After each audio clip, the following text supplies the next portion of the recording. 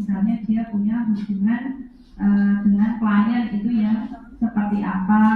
Kemudian kalau kita bicara tentang integritas, objektivitas, salah satunya adalah tadi kompetensinya, ya, bahwa Anda memang sudah memenuhi syarat-syarat untuk menjadi seorang akuntan publik, ya, punya skill yang akan dijelaskan lebih lengkap lagi, ya, apa yang dimaksud tadi dengan mungkin independensi, dengan objektivitas, kepentingan publik yang seperti apa, ya, dan sebagainya.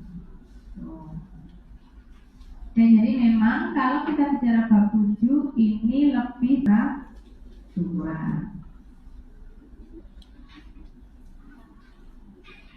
Ya, jadi kalau di situ dikatakan bahwa kita bicara IAI itu tadinya ada kompartemen. Nah, sekarang masing-masing spesialis itu sudah punya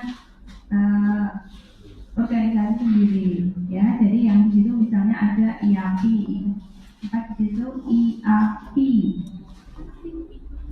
ya. Artinya tadinya bagian dari IAI, kemudian dia melepaskan diri, membentuk kemudian organisasi sendiri. Maka ada sektor publik, akuntan sektor publik, ada akuntan manajemen, ada akuntan publik, ya.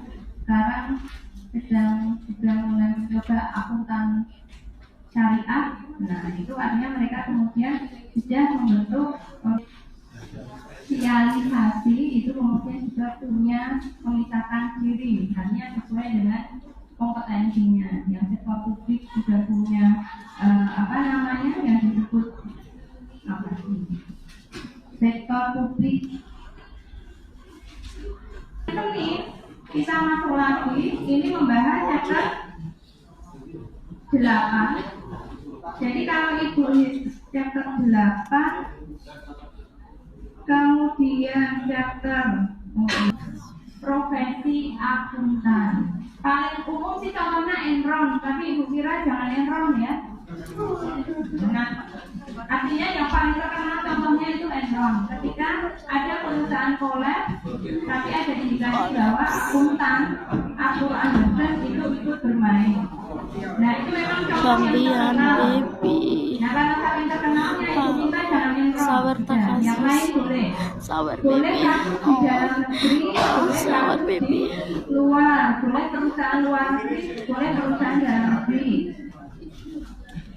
Jadi Anda mencari kasus yang melibatkan apaan dari tadi pada nomor satu terus bahas ikut sebagai salah satu penyebab di dalam kasus. Apakah itu misalnya perusahaannya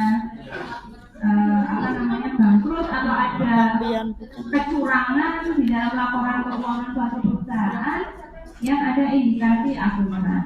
Nah, maka kemudian kalau lihat dari jadwal, berarti Anda harus selesaikan dalam 2 minggu. Karena minggu depan kita membahas chapter 8, kemudian minggu depannya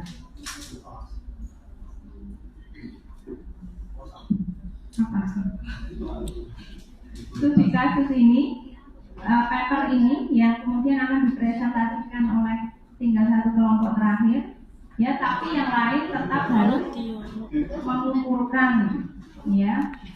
Oke. Nah, jadi yang ibu minta adalah Anda mencari, kemudian tentu yang pertama Anda paparkan kasus itu seperti apa, Anda mencarinya di mana, boleh. Jadi semua kelompok membuat